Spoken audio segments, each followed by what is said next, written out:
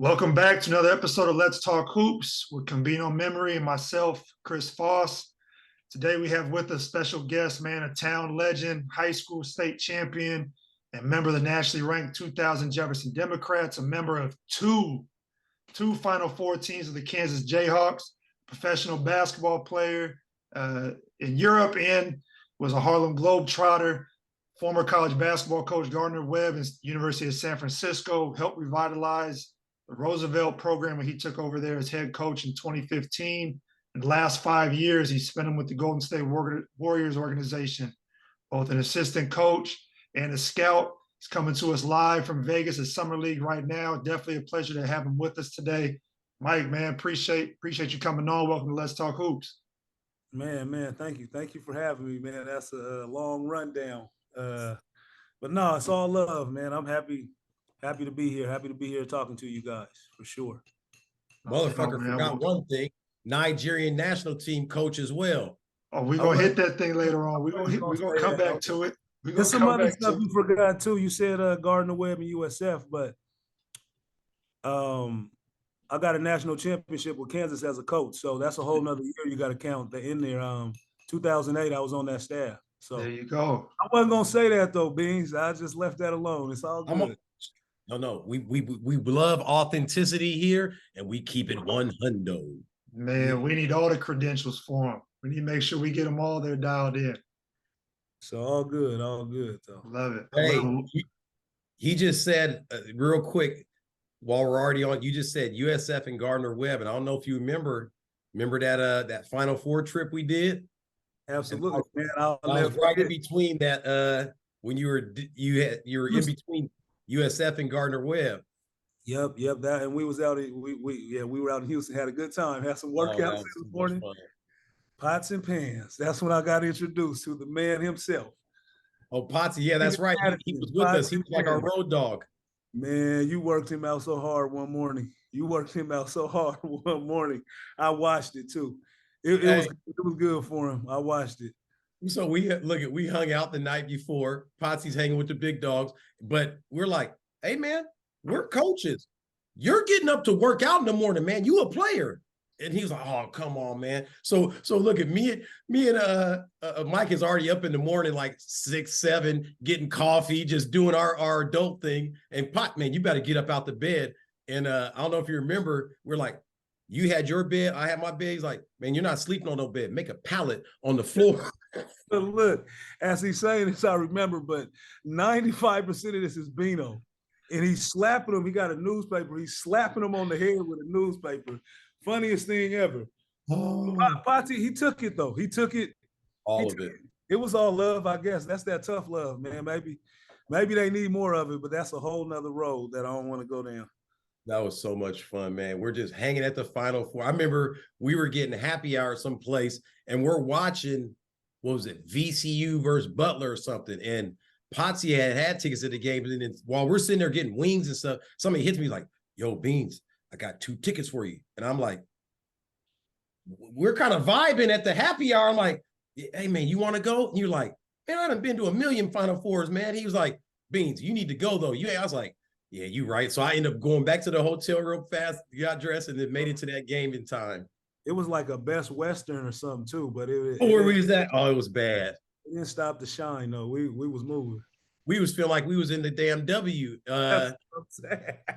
We felt amazing, man. We were moving around. Remember, we were walking around the street the one day, and we had saw Holtman, and what's crazy, like, shoot, he went from there. Now he's what, Ohio State?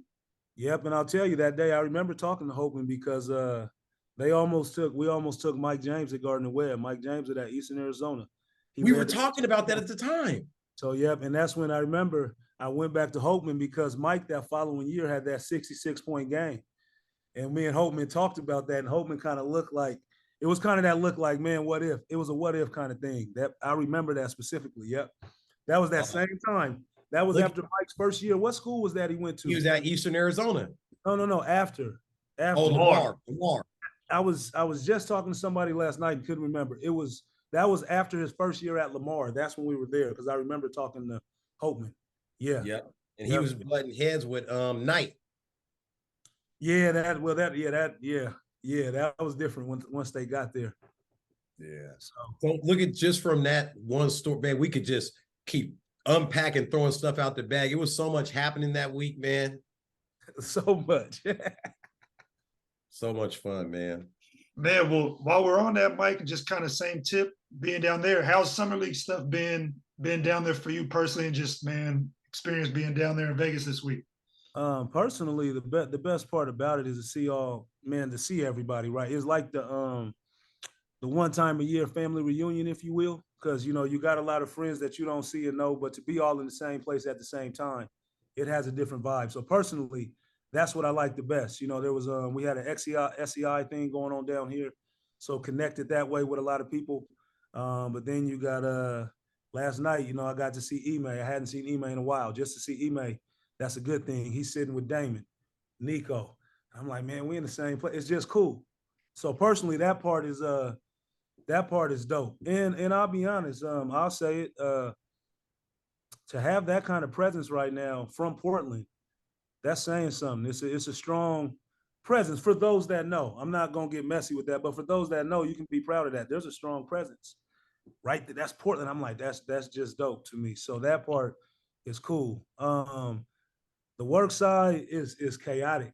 You know what I'm saying? It's chaotic because you watch these games. You don't have the best sight lines because we sit behind the rims where we have access, and then that's tough. But everybody's walking across your face, everybody pulling and talking, and so that get a little chaotic. But it's fun to see some of the young kids because now all the anticipation of what Wemby was going to be. Now we can start to formulate what it is. We can see it now, so it's like that's exciting just to see that first to see how all the young kids come out. I remember when I was here wanting to play when I was young, never got a chance to be in the summer league, but I saw A Miles out there. Aaron is out there. So to see, I remember how exciting that was for me, even though I didn't play. So I still feel some of that for these young dudes. So that's cool. So yeah, so that part is fun. That part is fun. But the work is it's a lot because you're taking notes, you on your phone, emails, you gathering information. It's a lot at one time. Man, So that's love. And you mentioned Ime and Nico and Damon. Obviously Aaron's out there right now as well. Garrett, Ben, Mike. I mean, the town's well represented. let me say, so the other night, yeah, we got to connect all together. Mike, Moser's there, Garrett is there, Aaron is there. Dang, I'm missing one. Who else was it? Denny Siegs, Ben Sullivan. Ben wasn't there, but it was just, yeah, we were all together though. So to connect with them and see how strong they got a strong relate, they had a strong thing going in Boston. You know what I'm saying? So they brought out some of their friends. So it's kind of that. It's just the gift that keeps on giving, and we all out here in the same place at the same time, having fun. That's cool. That's cool. Yeah, like seeing Damon for those guys for me it's the goats though. So when I reference Portland, I still have a hierarchy in my mind. When I say Damon, that's different, because I was younger. I was younger, so them dudes had a different effect on me. To see Damon, to play against Ime. Funny story. Yeah. Beans know the battles. So last night we was all talking, everybody talking. I'm gonna run my mouth, but they said something about hooping in the morning. I told Moser, you tell Ime I'm ready to play right here, right now. What's up? He texts Ime talking about wherever we can do it anytime. It never happened, but I'm saying where there's smoke, there's fire. So look out. It might be. And I saw E last night and I told him, what's up? What happened to the game? He said, well, Mose didn't put it together. I said, nah, E, you don't understand me. I'm talking to you. It's me and you. What's up? Where the game at? That's all I want because I'm gonna tell you the truth, Foss. Beno and Kendrick was in the way. I needed to get to Ime. They was distractions. They helped him a lot. They rode it. They were smart. They got behind the horse and they rode it. They rode it for a couple summers. Man. I used to want to beat them every summer so bad. So bad. But let's stay on topic. Come on. You're good, man. I think kind of with that in mind and having a chance to be able to be, kind of nostalgic with it, man. When did you first fall in love with basketball? As soon as I knew what it was. As soon as I knew what it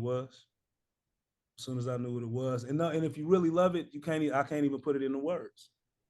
Because you can put your own in the work, man. As soon as I knew what it was, it's that easy. When did it get introduced to you? I mean, obviously, your dad's a coach. You have it around the family, but can you recall kind of when that was? Is honestly, man, I was fortunate. Like as old as about 5 or 6 when I'm in first grade, and I knew what was going on, and my dad was a coach. You know, we had a lot of people in our house. Like dudes from a lot of my father, you know, brought some guys from Hartford to come out, but my cousins, my uncles, is playground legends. Dudes named Duffy, Charles Jernigan, rest in peace. Uncle Duffy, Uncle Harold, people know him, Harold Amos. Amos was them dudes took look after me when we was in the house and my mom and dad was doing stuff. But my point was we was always in the gym. I was always around basketball players. So I got to see all the characters. You know what I'm saying? My dad can talk about Jerry Avery. He saw him play. We talked. So I've always loved to talk about players in the different eras. And so to be in that when the Pro-Am was at the Sal and Timmy Pittman was running it, I remember those. I remember Damon and Tony Hampton battles. I was watching that. And that did something to me. So like I was always looking at players. I remember Denmark. I remember T-Hop and then we was coming to them games. I remember going to Wilson and it's selling out and I'm sitting all the way at the top because Wilson, they was cold over there. You know, I grew up with Anton Jarrell, but so I knew Leland at a young age. We was hooping on 33rd. You know, I knew Leland. So we was all looking up to big Leland. Leland was cold. I remember David Jackson in the 8th grade at Tubman. I'm like, dang, DJ is a beast because my sister went there. So I was always like, and I grew up at PCC. So I remember Kanan. I remember Miss Jackson. They was cold at PCC. I remember I was there when Ox came to Portland. Ox was at the house. I'm in middle school. He like, come on, Lil Lee. He came out here with Ray. I remember when Dixon. That's what I was with. And then the other part for me, so that was my love. It was just anything basketball. But then I got to give respect, like Kendrick, Pody. Don't nobody know, man. Pody. That's a legend right there, man. Pody. That's a name for those that know. No, that's what I'm saying. If you really love it, we can have this conversation. Everybody ain't gonna get it, but Pody was a beast. When I was coming up, I'm trying to be Pody, but I'm at the Sal every day. So I see Kendrick and them lifting. So as a young dude, you just start doing what you see. So they, in their own little way, they laid the blueprint. They laid the blueprint for me because they was beating up on us. They ain't let us win. That same attitude Beno had, talking about Stephen Potsy, that's how they treated us. I remember like going to Lewis and Clark. There's a 3-on-3 tournament. I see Beno there. They was on their own little team. Beno was talking bad to us. He was bullying the young boys. But I always took it as love. So nah, man, when I say I love it, you know, I still remember seeing Dante Paschal coming into PCC with the Philly starter on. I'm just a young dude just walking around. So I was always watching the characters and watching moves and trying to emulate Tony Gordon. I remember when he's at PCC, I used to watch Tony Gordon work out. He had a right to left crossover and he would pull it back. I used to emulate him. And he used to say, come on, Mike. I used to work out with him. This is how I came up. So for me, it wasn't, you know, it worked out for me in a lot of ways, but I could be in a park. It don't matter. I could be in a park. It's basketball. You know, I hear a lot of young dudes, I ain't got no gym. It's a park. You got a ball. It is what it is. If you love it, you understand it. So when I hear dudes say, man, I can't get in no gym, what that mean? You know what I'm saying? That's what I mean when I say how I love it. And so I just fortunate I've been able to ride the wave of basketball. I'm just fortunate. Because it's Warrior. man, players for days, man. I heard stories of what's his name? Who went to USF? He was just out here. He averaged like 50. He said they had a 50-point game. Keith Jackson, you know, Ray Leary, Tony Hobson, Phil Hobson. The story can continue to be told. And I know there's more than that. There's more that I don't know. Dennis Nathan, you know, my big brother had a large influence on Dennis Nathan. So I'm at MacArthur Court with Dennis Nathan when I'm in middle school. I'm in there, Dennis Jackson. We on campus. I'm in Eugene. I'm out there, big bro. Come on, we going down to Eugene. I'm at MacArthur Court. I was there in middle school. I knew Ernie. I'm Mike, in the room after the games. Can you unpack the Sal? Ooh. Talk about what the Sal means to basketball in Portland, Oregon. Man, to me, I'll say what the Sal means to me, but I know where you're going with that, man. I'll say when I look at it now, I'm like, it's funny because I see it now and I just look at like, I remember that was everything. That just going through that door, that little Gatorade machine would make the little yin. You walk in, everybody walk in the gym, and you just hear that ball bouncing. It's like, yeah, who got next? Get your team together. And I'm like, I'm not trying to go home, but you think about when I think about the Sal, Cerrone Turner. Cerrone was a beast. You got to think about Manny, Rico, Sal Block. You can go in there at the Sal. There was a couple dudes that may not get their respect in the hierarchy of it all, but there's those is names you know about, man. Those in that, and you can get that at the Sal. You can get a no name. Terry Kaysen. Kaysen used to come in there. It's like just dudes. So, but the Sal was where then you had the weight room. And I'll be honest, at a young age, everybody I saw bench press. So all I knew was you gonna bench press. But I used to see Lawan. That's where I met Lawan at. Lawan used to come in there to Sal. But you had your team, and it was competitive, and it's a small court. So we really learned how to play. You got to learn how to screen. You got to be physical. It's contact. It has to be because there's no room. That court is so small now. So the Sal was everything. And then for me, that's when Timmy Pittman ran. That's where he was running. I remember just going up there for the pro-ams. I used to love to ride my bike up there. Butler, I remember Butler went down the lane, dunked on somebody. Alan Bell out there playing like I'm seeing rest in peace, Mr. Bell. But I'm seeing like these my mentors, so to see them hoop. And then yeah, the Sal was everything. That's when Timmy Pittman had the goggles. We used to be like, I didn't know him at that age. I didn't know him, but I know who he was. But they was all big. Like them was my superstars, because they was all big. They had their own way of doing things, but everybody was cold. Everybody can hoop, and that's the Sal. When I think of the Sal, I think of basketball. I really think of like the purity of it. Like we made the rules at the Sal. That part. It's not too Would many. you You can still get a game, but we made the rules at the South. It was, it, 100%? it was ours. It wasn't ours in that way, but we knew wasn't nobody paying to get in. You was walking right through the door. They was asking for it. They went from free to asking for $1 to we 30 deep. It don't matter. And I used to love coming home and like, nigga, B Brooks be up in there. I'm like, oh, B in town. Come on, hey, we going to hoop. Because B gonna come in there with that energy. I remember like I can't remember. I lose track of like time, but coming back, I don't know if I was with USF or somebody, but like telling dudes, man, come on up to the South. Y'all got to see this. Y'all got to see that, Portland basketball in that way. So it is Portland. It is Portland. This the heart of Portland basketball, and like I could talk about the thread of, you already know me, Ime, Ken, Pody, all of us, and having to cut our teeth there.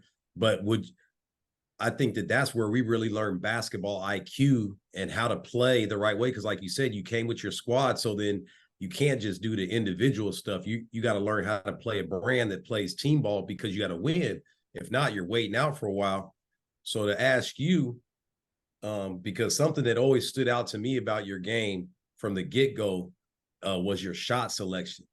And usually young players have horrendous shot selection. But for me, watching you, you always knew how to play and play with other players, but then you always took good shots, which in turn, you make a good amount of them because you're not taking bad shots. You're in your spots where you know you can make it open. So how did you learn that? What made you take such good shots? I think that's kind of what my game developed, kind of how it developed over time. But I could credit, my father, Coach Miles, my coaches, in the roles I had to play. Now here's a cold one though. Here's a cold one for you that answers that question. There's no Mike Lee without Aaron Miles. Look who I had as my point guard. He's the number one assist leader in Kansas history. Look who we talking about. Ever since I started playing basketball, that's who's diming me off. So I can't even really answer that question without saying I played next to one of the GOATs. So a lot of them shots I was getting, and honestly with Aaron, and I can say this, with Aaron's type of vision, you learn how to move because he gonna find you. So I learned how to play that way naturally because I was always alongside Aaron. I knew if I cut, he gonna see me. And so I can credit Aaron, my father, in the way we played that my dad would always say, get ahead of the ball, run, don't run next to the ball. And he would force that into us. Like we in third grade, get ahead of the ball, run the floor. Like we were trained to run that way. And then we go to Jeff, run. Everybody was running. So that I think that helped. But then I say that because that pace is what opens up good shots. All I wanted to do was spot up. Those that knew me knew I didn't have the greatest handle. The ones that knew me used to try to really get to me. But I'm like, if I get my feet set, y'all in trouble. And so I knew when I got those, those have to be money. And I couldn't wait. You know, as a shooter, you get to your sweet spot. I'm like, they gonna do all this talking, but I'm gonna get a clean look. And when I hit it, they gonna feel it. And so, yeah, and that's was who I wanted to be in my heart. I didn't really want to have the ball, but then the other part is that I had to play that way. Fortunate or unfortunate, I've had the luxury to play around great players. It is what it is, man. We had Brandon Brooks and Aaron Miles. Mike Lee, just go spot up and just get easy money. But then at the same time, I go to Kansas. I remember my freshman year. Roy Williams used to beat it into me. He would say, Michael, I'm the dumbest coach in the world if I don't get the ball to Nick Collison and Kirk Heinrich. So guess what my job was? Get the ball to them, and then when they ain't got it, play off of them. I was told that. I couldn't shoot the ball until the ball touched the post first. That was a rule for me, not for the team. But my point is, and so a lot of ways that had to be my role, you know, and I was cool with that. It fit who I wanted to be. So I think somewhere in all of that, yeah, I'm gonna find me a good look. I ain't gonna go without scoring. And my mom is funny. She's not she has a basketball mind as much as my father, but my mom would always say, shoot the ball. When we was like 5 and we would play, she would say, take it, if you on the court and you open, you better be able to shoot. She thinks everybody should shoot the ball. But yeah, that's it. Man, Mike, you hit it a little bit just in terms of what the transition was to Kansas in terms of type of shots you were getting. But what was that transition like going from someone that, you know, I don't want to say had a green light because you're talking about how you played, but you know, from obviously a role where had a really prominent role when you were at Jeff to then going to Kansas and you're playing around all this talent, but maybe having a lesser role. Like, what was that learning curve like? What was that initial experience like getting there to Kansas? That's a great question. It was it got humbling. It was humbling. It was humbling because I wasn't playing. I went from, you know, thinking very highly of myself, as naturally you do, coming in. Myself, 4 other freshmen, Miles, Langford, Simeon, Jeff Hawkins, who ended up redshirting that year, and those guys were talented. But it's in my mind, I'm still thinking somehow I'm just supposed to come in and play. You know, and I'm really giving you the short, but it's like I'm just talking about really like on the court. In my mind, I thought I was going to outplay Jeff Boschee. Jeff Boschee is the all-time Big 12 3-point shooting percentage leader or something crazy. But in my mind, I think I'm going to outplay him. It didn't matter if I made 100 threes. Here's my point. It didn't matter if I played 100 threes in a row. I'm not outplaying that dude. I'm not getting that spot. But I still, somehow in my mind, I thought I could just outplay them, or I'll be stronger, or I'll be that coming with that tough mentality. Nah, they wasn't going for none of that. And so I say all that to say my freshman year, like a weekend, I was just telling Drew Good, Nick Collison, Aaron, and some other Kansas guys, we were all together. I'm like, man, Coach Williams asked me to redshirt. Never saw it coming. I'm thinking I'm coming in like Miles, you know, whatever. Mike, hey, why don't you think about redshirt? Think you need some more time? That hurt my feelings straight up. I'm like, oh, they don't really. Dang, I gotta. Humbling. I wasn't playing.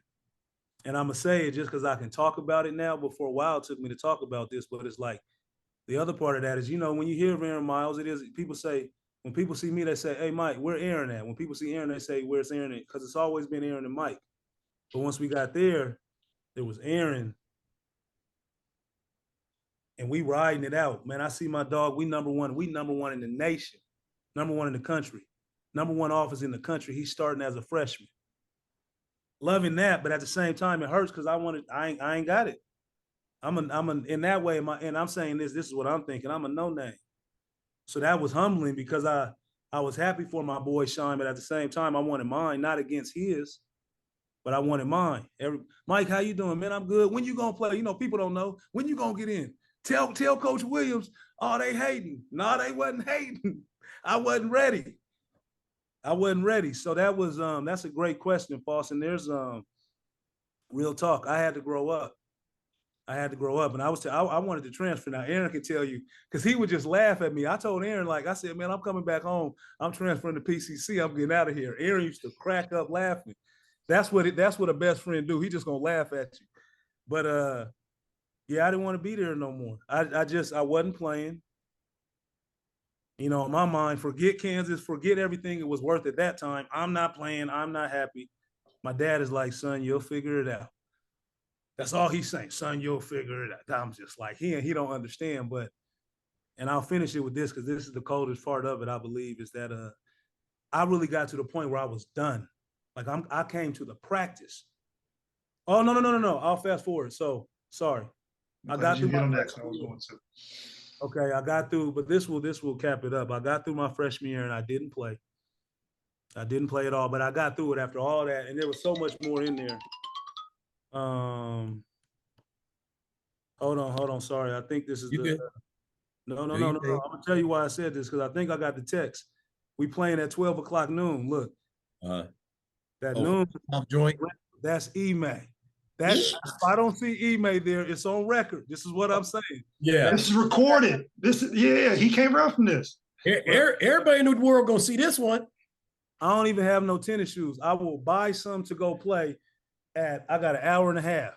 To get. I will buy some tennis shoes in between now and then to be there on time. Anyways, but this is how we do. This is how Portland does. It don't matter where we're at. This is the heart of basketball. I was raised this way. Beno being one of those dudes. I could tell another story another time. But no, tell it now. Tell the story now. We gotta finish Foss. Okay, finish this one. Foss, I'm glad he got you. I'm glad I see why y'all work well together. Man, this has been this has been quiet as kept since Damon Stoudemire camp in 2000. Got you. Which you worked as well. I remember those. Love those. That's a whole nother dang. There's so much with that. Like I say, Damon. Damon is a beast. But so I have a rough freshman year, wanted to come home, just didn't like it. I wasn't playing. I failed the conditioning test my freshman year. So Coach Williams, if you don't pass conditioning, you don't play. You don't get no shoes, no socks, nothing. And it's the same stuff they did. You can go back to Carolina, the same stuff Dean Smith did, the 12-minute run. It's the system. Michael Jordan, they saw all stuff. And if you don't make it, it's 1-to-1. There's no excuses. That was the scariest thing of my life. And I didn't make the conditioning test. So it's scheduled to where it leads right up to late night. So late night is the start of the season. So you pass conditioning test, you get all your J's, practice gear. I didn't pass my conditioning test. And Coach Williams does not waver. And so if you don't pass it, you have to come back the next morning and run it all over. And I'm so scared, like I ain't gonna make it. I'm a failure. I'm thinking like everybody gonna be watching, like I ain't gonna make it. Man, I was so scared. This is my freshman year. I wasn't ready. I came out there big and strong and thinking I got broke down. I couldn't make it. And Aaron, I should let my guy tell his own story, but Aaron is a horse. Aaron threw up because you have your own times. Aaron threw up, and they timed every individual sprint. After he threw up, he ran his next 6 faster than his first 6. I said, that's his freshman year. I'm over here on the ground. I can't even run. Like I didn't make it. Aaron threw up, went to they put trash cans in the corner. Coach Williams put his arms behind his back or just stand like he don't say a word. It's either you gotta die or you whatever. You better figure it out. Aaron went, Aaron went and threw up, came back. And so you had your tough times. So there was always, we ran 33s. Down, back, down, back, down, back. You had 12 of them. But like my time, and within that, you had to make it in that time. But if you had a tough time, it's like, Aaron, you got to run, because you're faster, Aaron. You got to run 3 of those under 28 seconds. Mike, you got to run 3 of them under 30 seconds. So understand what Aaron did. He threw up like midway through and ran his next, like he blew his tough times. He blew those out after he threw up. I'm like, this dude. So that's Aaron's story. So I'm over there on the ground, can't move, can't nothing, don't pass it. I got to come back the next day and run it. And I pass it just barely. And I was so happy. I had to earn like that. I had to earn to put on a Jayhawk jersey. I didn't get it easy. And the ones that was there know that. When I put that, I was so happy because I didn't think I was going to make it. I would have had to call home and say, Mommy, Daddy, y'all ain't going to see me on TV. I couldn't do that. I was so happy. I thought I was going to, I would have died before I didn't let myself make it. I would have died first. That's how I felt. So my freshman year, and then I don't play. You know, they asked me the red shirt. I don't accept the red shirt at all. I just like, nah, I'm going to outplay somebody. So I don't accept it, but whatever. So long story short, going into my sophomore year, I'm thinking it's my turn now, right? I'm going to get a turn. I'm around. We go to the preseason NIT. I don't play. They put in Jayhawk, who's my dog. I don't mean this against him. Jayhawk was there. He redshirted our freshman year. Jayhawk was amazing. Jayhawk 5 could do everything. Cold. His red shirt is lifted. He gets inserted. So I'm like, oh, they really ain't messing with me.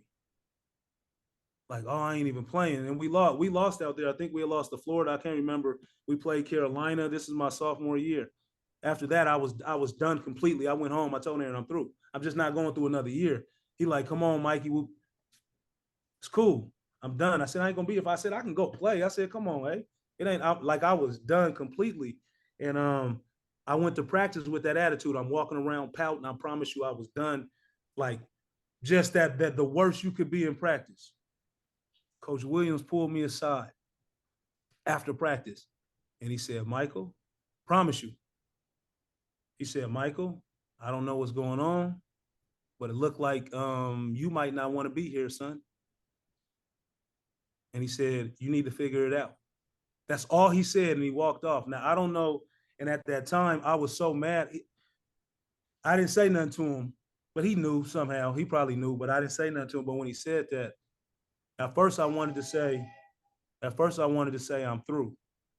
But then I said, maybe this dude is saying, hey, I'm watching you. There might be some opportunity I'm looking at you. I took it that way. Red pill, blue pill. I took it that way. That's when I started that the next game, we were coming to Portland. I'm a sophomore. That's when we played it. That's when we played home. We played U of O at home. He puts me in. I didn't know I was going in, but I knew at some point if I'm back in Portland, I'm going to get a chance. Go back to that game. That's when my career took off. This is after he tells me that. I go to that game. I just knew he was going to give me a chance. It could have been 1 second, 1 minute, or 20 minutes. I told Aaron, I knew I was going to, he put me in that game, first shot from 3 deep, NBA 3, yak. I'm looking at Ernie like, I'm ready to go. Next play, get the rebound, kick it to Kurt, run the floor, he dumped me off, layup. I was ready. Guess after that, we go to Tulsa. Now I'm playing. At the end of that year, I'm coming off the bench for a national championship team. That's the end of my sophomore year. That's where it started at. But it started with that. I could have been a crybaby, but I said something told me. I think he's saying something different, but it stung. But that's when I grew up. I started being on time. I just started taking things more serious. I stopped taking it personal that I wasn't playing, and I was just happy to be there. I was in practice. I was getting the extra shots up. I cared. We got graded on defense. I started caring about it, like it mattered, and I started doing the stuff they were saying, and he started giving me more time. That's how I got on the floor. And so now I'm just happy to be out there. Michael, run the floor. I was just supposed to run the floor and feed the post. Cool, coach, because now I'm playing. If you're enjoying the Let's Talk Hoops podcast, make sure to follow us on social media and subscribe on YouTube for more content on recruiting, player development, team development, basketball IQ, and more at Hoop Dreams B-Ball and at Coach C. Foss. Now, back to the show. At the end of that season, Kurt Heinrich, love him to death. It's hard for me to talk about that shot. Guess who Kurt gave the ball to tie the game in a national championship game? I'm proud of that. He trusted that. I felt like I let my whole team down. But I can look back and say, man, Kurt Heinrich kicked me the ball. He knew. What you said at the beginning of it being good shots, my feet were set. I knew it was good. But I just knew he trusted me. So when I think about my freshman year and that whole, I was done. And then something changed, and then I accepted. I got more trust. The coaches started talking to me more. My time changed. My time extended. I knew my role, and I just played my role. And that gave just playing my role. So I'm a good role player in that regard. I wasn't always easy to coach. You know, my coaches can tell me that, but I think, you know, for the guys I played with, I played with Nick Collison, Kurt Heinrich, Drew Gooden. These guys' name hang in the rafters. I'm cool. I'm cool with that. That's cool. Aaron Miles, my own best friend. You know, we talk about him so commonly because we know him, one of the all-time winningest players in KU history, all-time assist leader. Like that's crazy to me. That's my best friend. So, but yeah, that transition going in, Foss was very, very humbling because it was, and that ain't talking about the personal side, what's going on, the classroom and the tutors and it's like so much. But we were fortunate to be at Kansas. I'll be honest, we had a lot of resources. There's a lot of people behind the scenes that I can't even name, that like academic advisors and tutors and, you know, families and people, you know, it'd be a lot. So we were fortunate in all that, but still go to two Final Fours, back-to-back Final Fours. You know, playing in a national championship game, I'll take it. Win or lose, I'll take it. You know what I'm saying? I'll take it. Can't change it. It's funny, when Dale told me, I'll tell y'all this. Y'all know Wendell, that's my guy. He was telling me that whole tournament, Mike, you got to get your shot off faster. Like, whatever, man. Mike, you got to get your shot off faster. Whole time leading up. The whole time leading up. But at the end of that, I found out I was shooting 50%. Wasn't like I was missing because I was taking good shots. But maybe my point is, maybe I did need to get my shot off faster because you saw Ward got to it. But when Dale never said, I told you so. He never said nothing. He never, because he knew that one hurt. But I remember that. He was like, Mike, you ain't shooting it fast enough. And I'm arguing, maybe I should have got it off faster. But I mean, I can't look back and change it. But it took me a while to talk about that. After I'll that say game, this, I go to class. I'll say this, and Beans can give a different perspective from being a little bit older. I mean, obviously, I was, you know, you talked about watching some of them dudes that were the group that was older than you. For me, like, it was watching you and Aaron, and I just remember it being something where, like, you talked about not playing a ton early to now, like you said, where you are trusted to be playing final possession, getting a shot at the end of a national championship game. Like, I remember that being something, like, obviously not living it and being in your shoes, but like, man, just that path. It was like, man, there's a sense of pride even on my end of it. Like, man, this dude and overcame what he did to even get to this point. You and I think have even talked about that story about after the preseason NIT and you coming back to here. So I didn't know that at the time, but even like, man, there's so much power and empowering and overcoming something like that you had to do. I think the biggest thing you had to overcome was yourself. Bingo.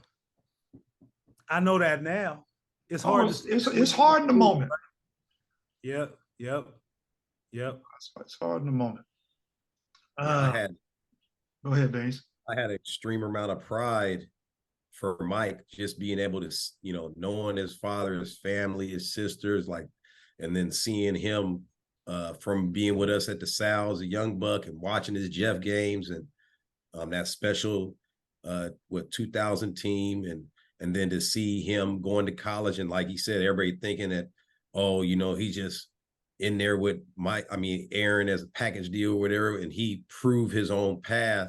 And then just hearing him tell his story right there, like in depth, that journey of humility and mindset, and then your identity, learning yourself. But like, yeah, and I'm still like highly proud of Mike to like just see where he's going, because he's always stayed true to himself. And like, you hear him highly passionate about the game, like a basketball historian.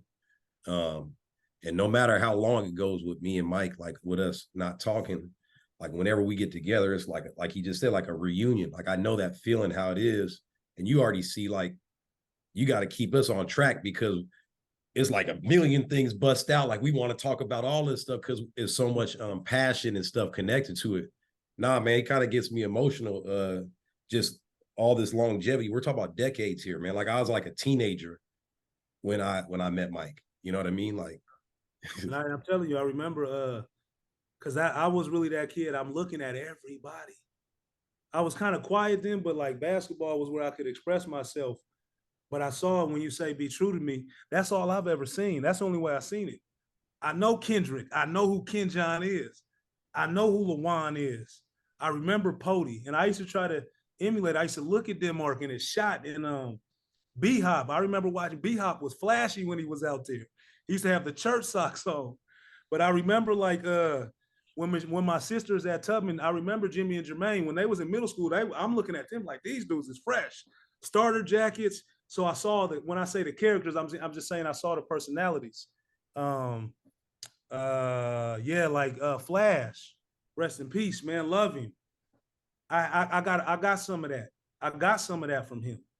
You know, the SEI, man, SEI could tell a story. The SEI camps. Charles McKinney. Love him. Chuck Mack changed the game for me. That was my guy, Charles McKinney. So when we talk about this story, man, I don't want to ramble, but like that's all I ever wanted to do. That's what I'm saying. When I say I love basketball, man, and I'm still hooping, still running my mouth just because, but it's just love. But we was brought up that way. It was okay to be that way. It was okay to be that way. But it didn't come easy. I got beat. I earned this to talk because it was some battles. It was some battles. I can remember going everywhere, man, just wanting to play. I remember Ime telling us, I learned so much from watching E. Now, everybody got their own story, but I'm telling y'all my lens of these. Ime would play basketball. I learned from him, man. Ime used to say, man, y'all stop doing all this weight room and stuff, man. Go hoop. We would wake up in the morning, go hoop in the morning at one place for 3. Ime ain't gonna stop playing. But when them runs is over, we driving right across town. You're just hooping. It could be 4 in the afternoon. Ain't nobody even ate nothing. You just drinking some water. You hooping. It might be at Peace State down in the dungeon. You might be. But I'm like, hey man, we hooping Saturday. That's all I knew. And see, fortunate for me, the other part of this, I always had a key to the gym. When I was in middle school, my daddy, can I have the keys? Michael, I was up there by myself. I used to unlock PCC, open it up. I could open up the gym. I used to go in there by myself, open it up, lock it, talk to security. Oh, that's just Mike.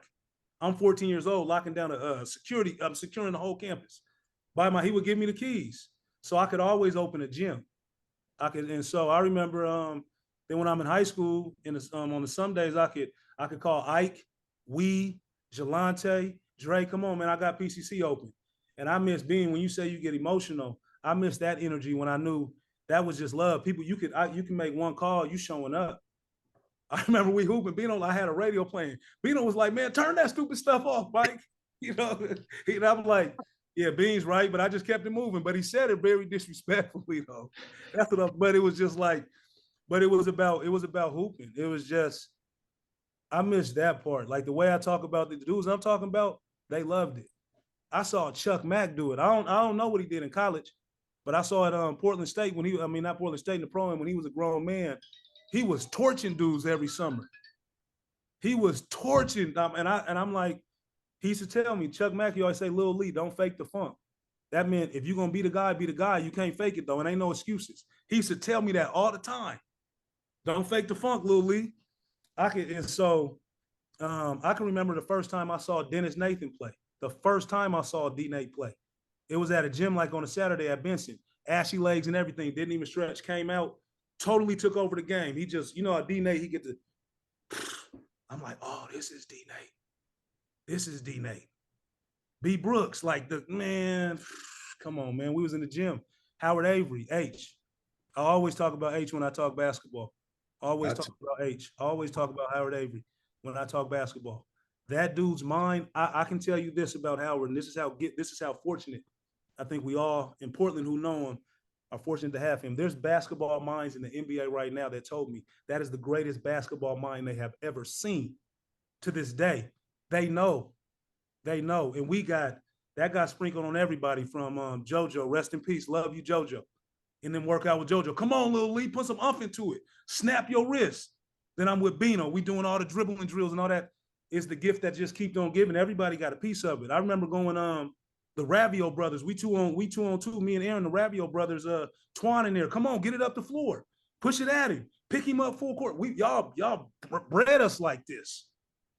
Right? That's what I miss. But it ain't so much I miss it. I think that there is a brotherhood. That is a brotherhood, but H, coldest thing, when I was at Kansas going through all of that I just talked about, I got on the phone with H. And I'm talking all this back. Me and H used to talk for hours on basketball. I would sit and talk with me and Howard used to nobody. I used to talk with. I love Howard, greatest basketball mind I've ever listened to. But he would tell me funny story. I was at Kansas and we was talking about basketball and I was mad. And I'm like, I ain't playing. He laughed and said, Mike, he said, don't let them think they just taught you how to play basketball. He said, you know how to play basketball. He was basically saying, get out your own head. He said, play back. He said, Mike, you know how to play basketball? He said, just play basketball. That's it. He told me and I knew what he meant though. He's like, Mike, you know how to play basketball. But H had so many concepts and he was so philosophical. He was the Bruce Lee. He had that thing down to a science. I know this now. Anybody who touched Howard in that way, I think I love to talk about H. I was in the gym with him. I remember in sixth grade, we were talking out, was it Jackson Middle School or somewhere out a little ways? Jackson. He used to train out there. And that's when I was younger, so I wasn't around it enough, but I got a piece of it. I remember when he showed me how to do like a jab, like a 3-step jab. It was a whole routine. He would make us jab step for like 5 minutes. Just drop it, touch it, boom, do it over. I go to the gym with him. He would make me work on one shot. He would tell me, Mike, work on one shot. That's mastery. He said, make it 10 in a row. And he would turn it back and leave me. Make this 10 in a row. And then so I just want to say that about Howard. We talking Portland. We talking. You got to. So anyway, that brotherhood, man, it's dope. It's dope. The thread of the game, yeah. You had said something that Howard said to you, and this is something that me and Ime always used to talk about when he first got to the league. And we'd be like, at the end of the day, this is just basketball. Because you start getting on that level and you think that's like you just now learning this stuff. It's like, nah, man, how in the hell did you get here? You've been doing this stuff this whole time. Don't let that level, the bright lights get you. Just play basketball. You do that, that'll take care of itself. And you know that. That's why you're here. It would take, that's, and I think that's what he was trying to say. I think that's in it, but it really helped me because I'm like in my own head. He was laughing, Mike, play basketball. And I did. I knew how to hoop. I know how to run the floor. I know how to box out, make a good pass. Like, go play basketball. And when you do that, I always say this to young players. It's funny. It's like, look, man, I ain't never seen a coach take a player that was playing bad basketball. Like, go get a couple of rebounds and dive on the floor and take a charge and take a good shot and make a good pass. I dare you. Like, coaches figure out how to play guys like that regardless. Like, I ain't in the game. Man, he ain't let me play my game. He didn't say don't go rebound.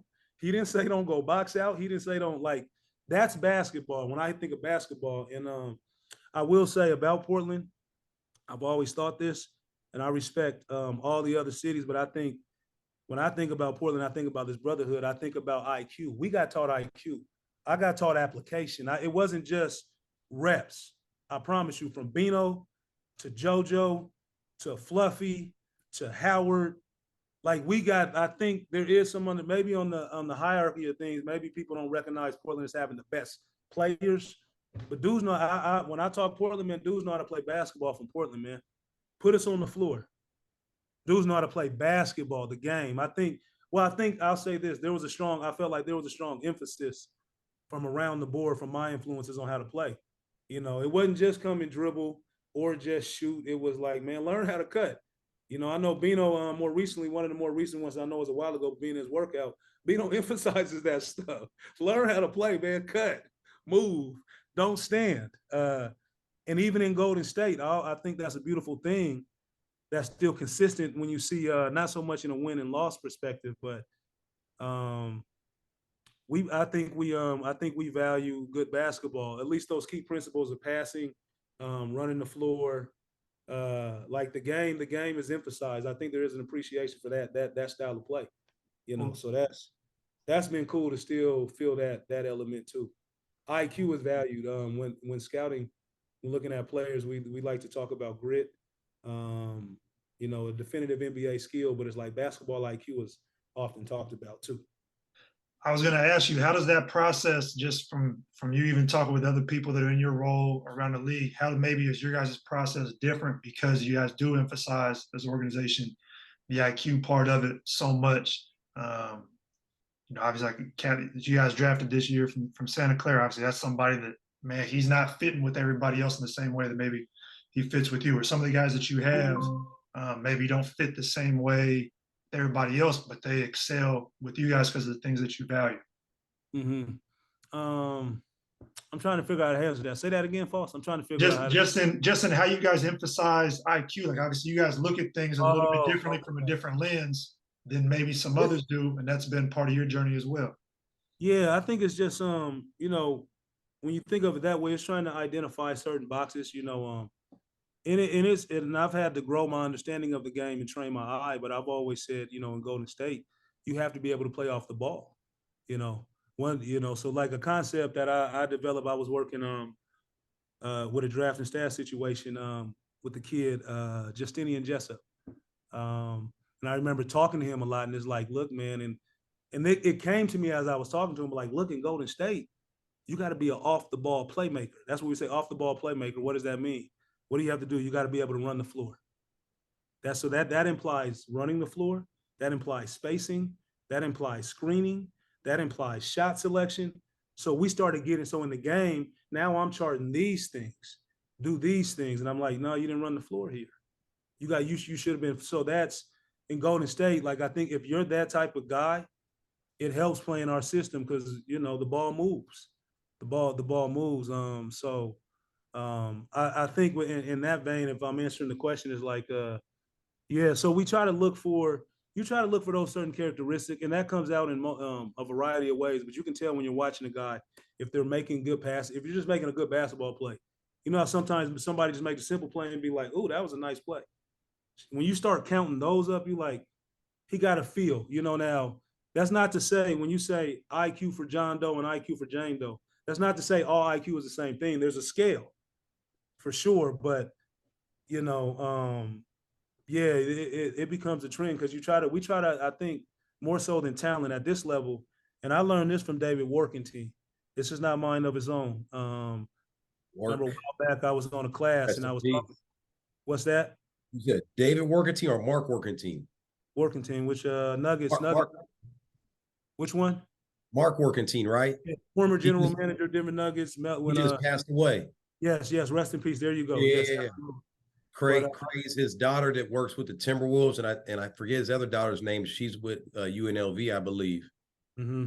Yeah. Mark used to be with the Blazers years ago too. He was the director of player personnel and assistant GM there at one time.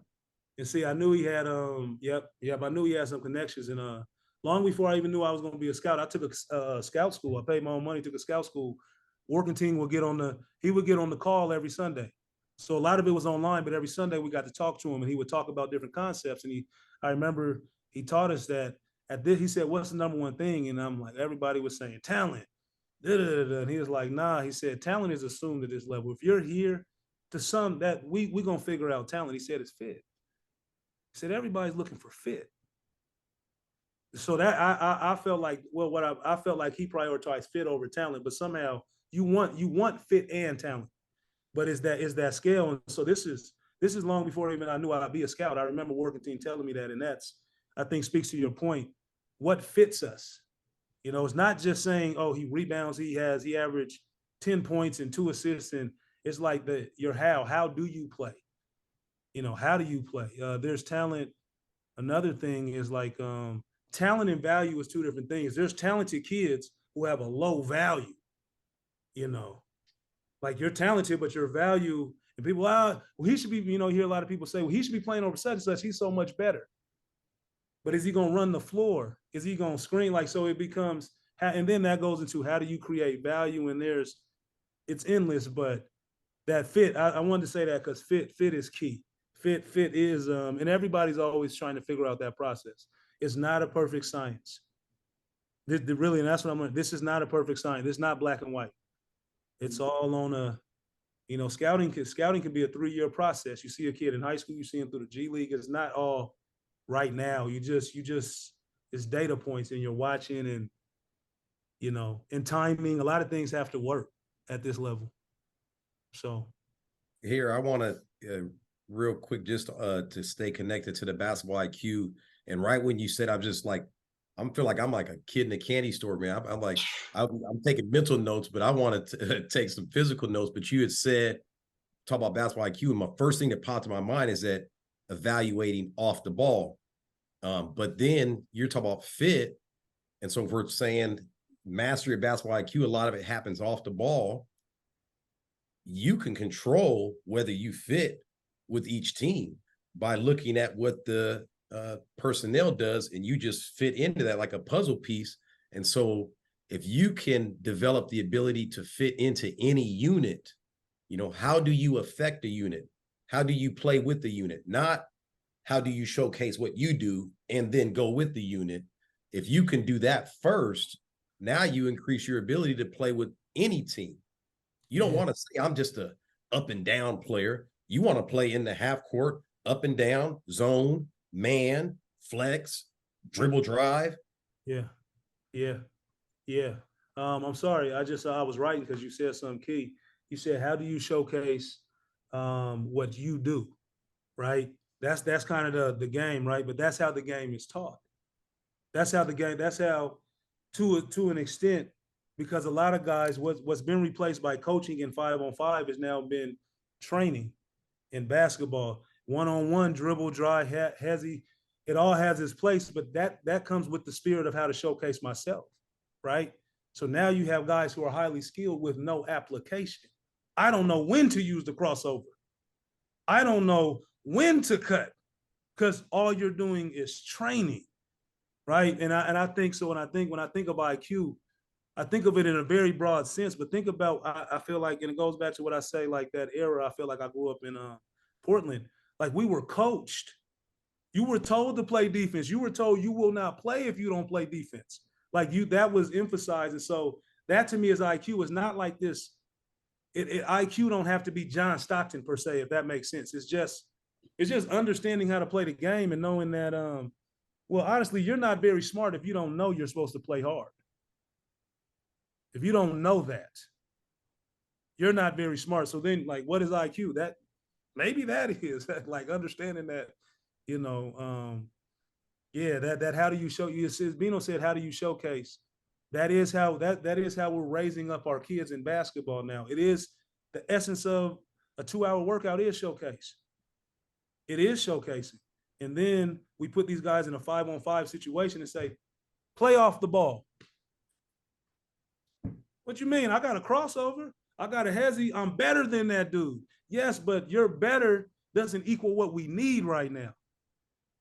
If you had value, you could understand this. But you worried about your crossover. And this is, and I say this jokingly, but my point is, this conversation has had a lot at the G League level. I think the G League is a great place because all of this takes place. Players are trying to figure out themselves and find their identities and learn how to establish a role, and they still want to be the guy, and a lot of that goes on, and they have to find their way through it. That's the real maturation process. The game comes with that, but it's the figuring out of how, you know, all of that in between, and it's tough. That's not easy for young kids, and I think too we don't give it enough time.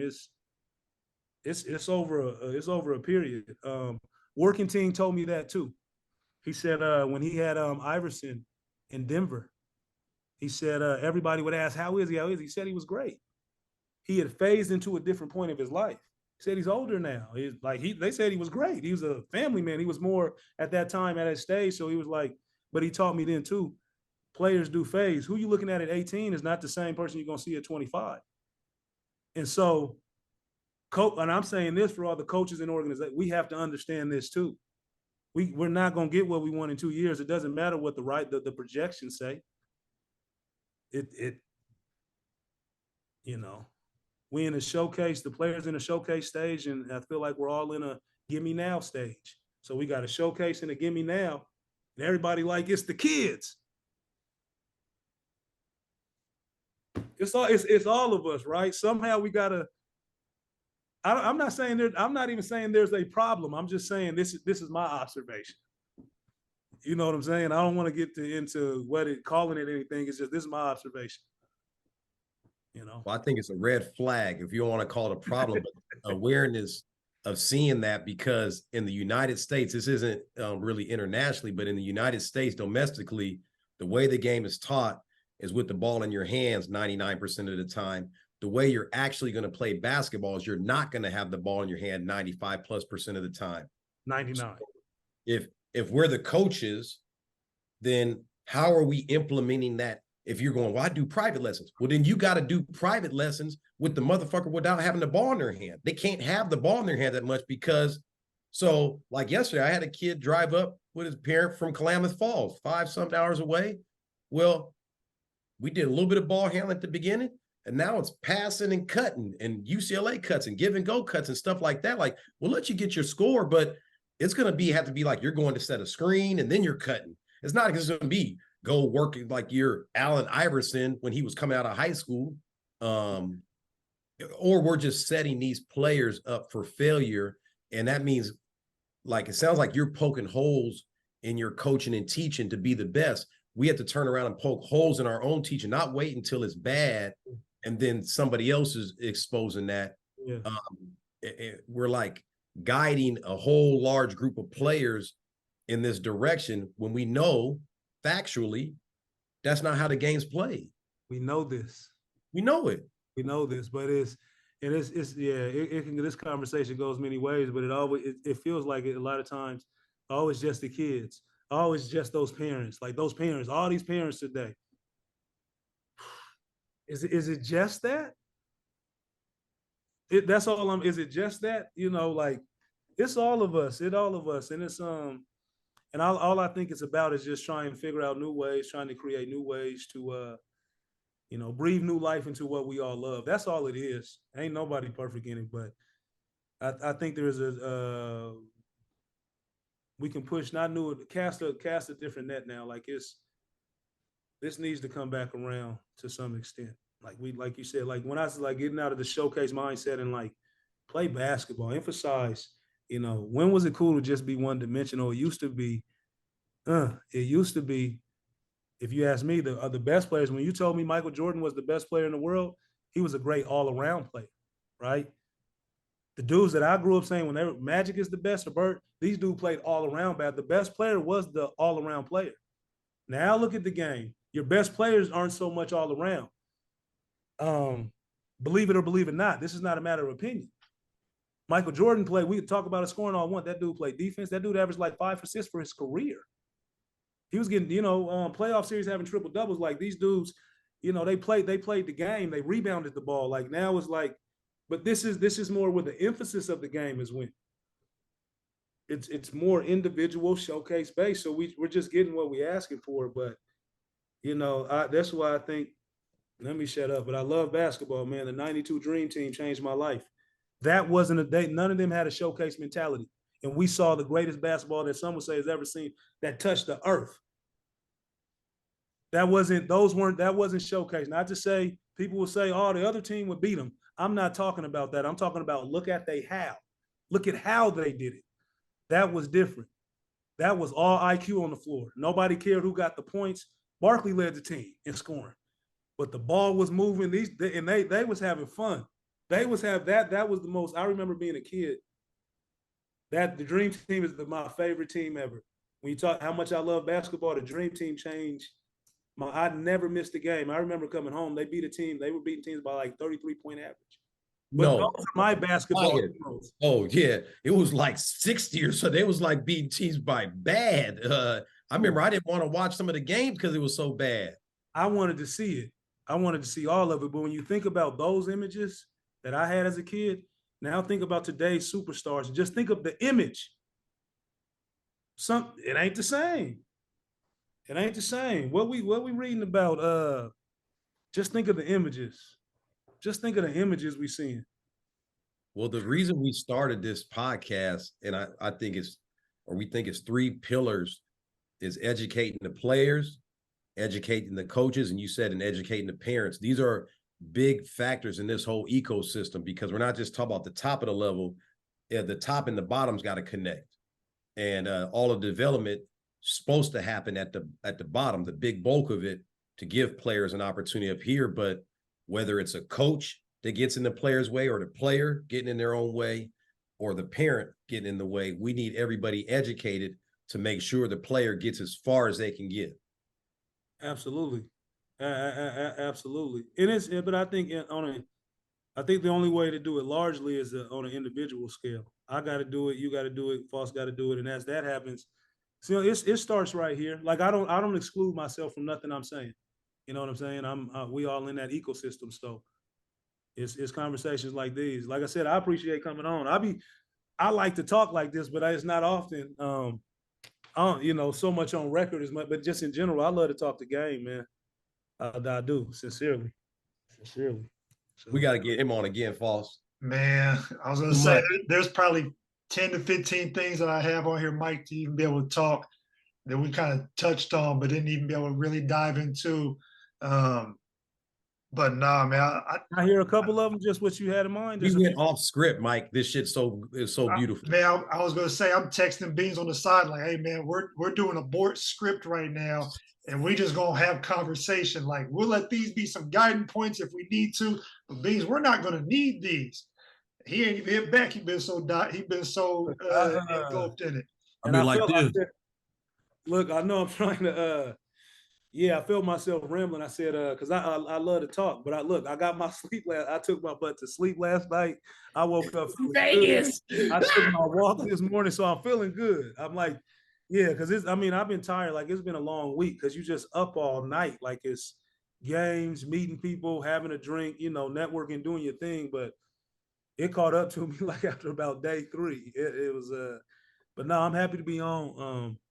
Happy to talk more. I mean, sincerely, y'all, if I could share some stuff, because honestly, I've been fortunate to have some experience, and I'm just getting to a point where I could really share this because I've been through a lot of things in my own little way. But working with Mike Brown with the Nigerian national team, that's amazing. To be able to, I forget who I was telling this, but to share a space with Ime and Aaron in the NBA Finals on the same court, 3 kids from Jefferson High School, Portland, the Sal, like. And that's an image of what I would like to say, and I've said it. I was just telling somebody but it's transcended the student athlete. We were in the NBA, but you didn't see athletes no more. You saw men's in suits on the sideline. That's different. And so and I was just happy. I'm like, man, that's E. That's E. That's E. That's the same dude I was at the Sal, with the big tattoo on his arm. So, but no, I would love, like I said, I would love to share. I would love to share anytime, man. So, no, thank you. Thank you guys for sure. Nah, no doubt, Mike. Appreciate having you on. I know you got a win to go get and some shoes to pick up here.